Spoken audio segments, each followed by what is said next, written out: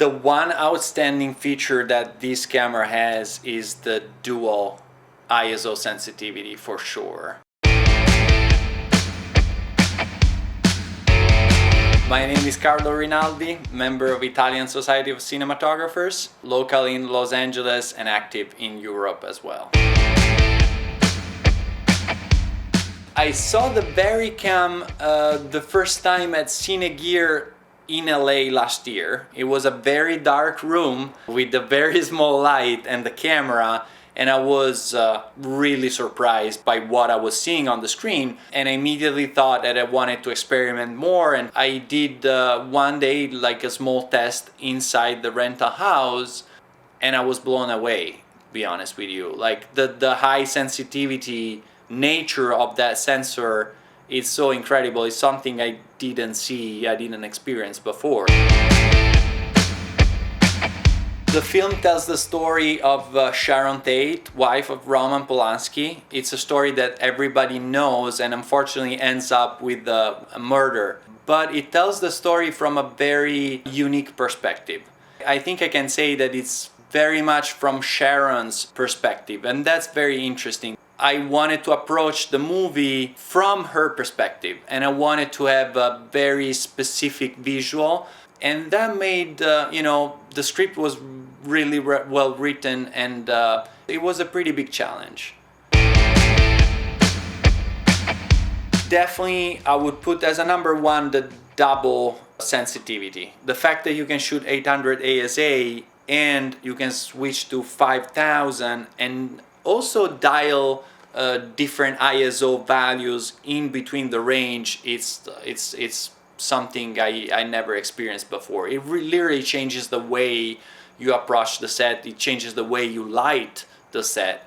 So I mostly use the camera for exterior and interior days at 800 ASA, but every time we shot nights, I was in a range between 1600 and 3200, which is a pretty high number. It's something you cannot really do with other cameras without incurring in some evident noise.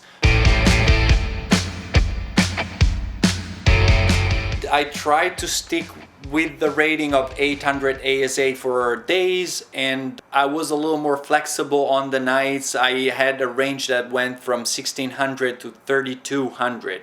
Which is pretty high. I actually did a specific test for low light situations.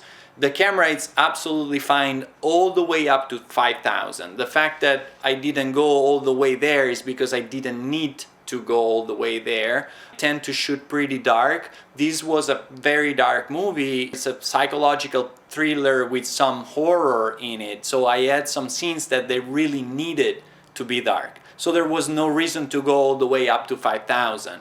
But the fact of being able to go to 3200 was absolutely crucial for my job. For example, I mentioned you some of the fight scenes where imaging having two cameras and more than one actor fighting and struggling and having to perform some stunt sequences with the minimum amount of light possible, trying not to be invasive on set and leave these people the ability to move almost 360 degrees. That means a lot of lighting from the top, a lot of top lighting, and the fact that you could go to 3200 literally changed everything. I could just put a couple small units, maybe some quasars, small battery operated quasars here and there, and have a strong backlight, and that would possibly made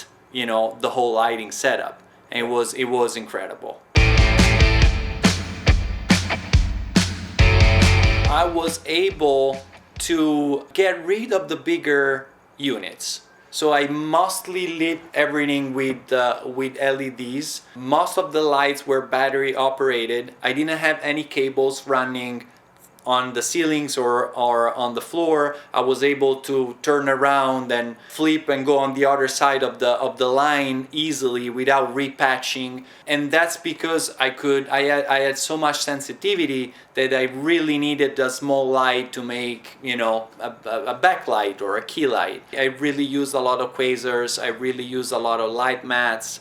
I had some sky panels that I used through the windows outside, but most of the lights I use inside the house, especially in interior night situations where very small units. Some of the stuff I throw it on the ground. I had some smaller quasars I could literally put on the ground, turn it on, and have that little feel from the bottom. The ability of switching to a higher sensitivity and put an ND filter and play with the depth of field, that's another very interesting thing that I couldn't do before. So let's say you have A camera and you have B camera and you wanted to have a shallower depth of field on one of the two cameras because maybe it's using a wider lens, then you can play with the ISO and put an ND, and all of a sudden you can play with depth of field.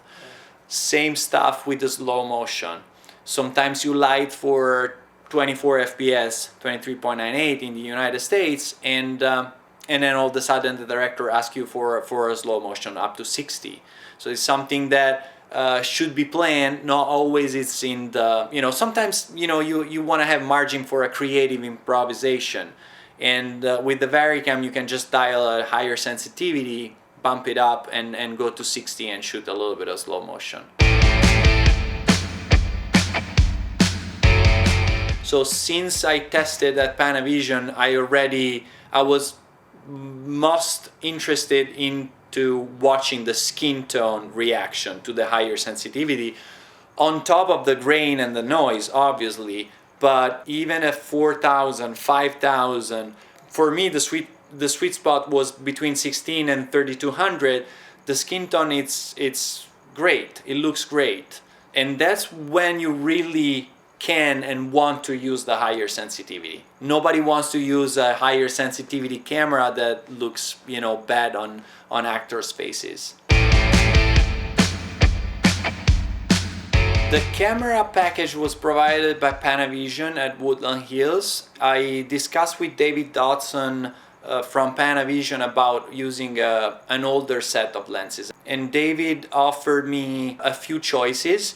He made me try a set of Baltars. They were just rehoused. There was a set of lenses that never, or possibly never, shot a feature in the modern era. The lenses were gorgeous. They were made of a particular glass that is not around anymore. I obviously fell in love with the set of lenses. I know I'm the first one that used that set of lenses since the 40s. The lenses were 2.3 as a widest aperture, so that's also another reason why I wanted to go with the VariCam. I immediately thought about coupling the VariCam with the vintage set of lenses, but the fact that the lenses were not so fast and the fact that I wanted to shoot around 2.8 also gave me another very good reason to shoot with the VariCam. Because again, when you shoot interior night or exterior night and you want to be around 2.8, because you cannot go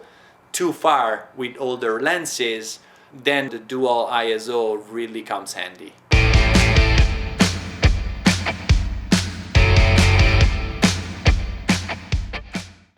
The noise showed up over 4,000. That's what I noticed. Under 4,000, all the way up to 3,200, the noise is very, very subtle, and it really recalls film grain. Like I'm thinking about the latest Kodak film stocks where the grain was very, very, very small. So it kind of doesn't show up at all.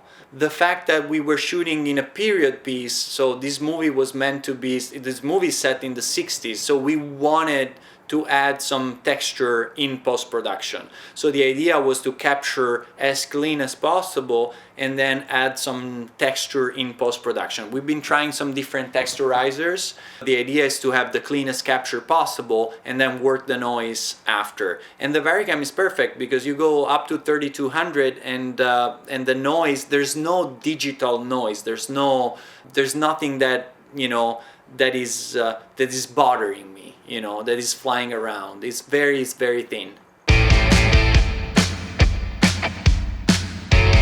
First we wanted to shoot ProRes, which is an option with the VariCam, but then I tested the proprietary codec, the AVC codec. Because we didn't have any requirement to go 4K, I opted to go 2K and quad 4. So I wanted to have the largest color space possible. And I was really happy with the codec. Also, if you shoot AVC, the camera records proxies on a small SD card, which came out really handy. So we used the proxies as dailies, basically. The file were small enough to be, you know, sent through the internet or sent through the system that the production company was using. Also, the DIT didn't need to transcode everything from the original footage. So the color grading and the look, we put the look on the proxies themselves. It was a very fast workflow. We didn't have big resources in terms of color grading on set. So that also came to be a very handy feature. I also tend to shoot pretty dark. I always push the cameras to the limit. You know, there was always a pretty big margin in the underexposures. That made me really happy. We wanted to emulate the look of the 60s, so we wanted to emulate some of the film stocks they've been using in the 60s, but I also have to say that the conversion LUT from the Panasonic capture to the 709, so the standard 709 conversion that the camera does, it's pretty good. So we ended up using a combination of standard 709, some LUTs, and I don't go too fancy with LUTs. I usually tend to use 1 or 2 different looks for the whole show, and that was the case. And I always rely on the 709 also for exposure. So whenever I'm in doubt, I go back to the 709 and I look at what it is and get familiar with that one. And again, the 709 output from the camera itself looks already pretty good. I can't wait to use it again on my next project.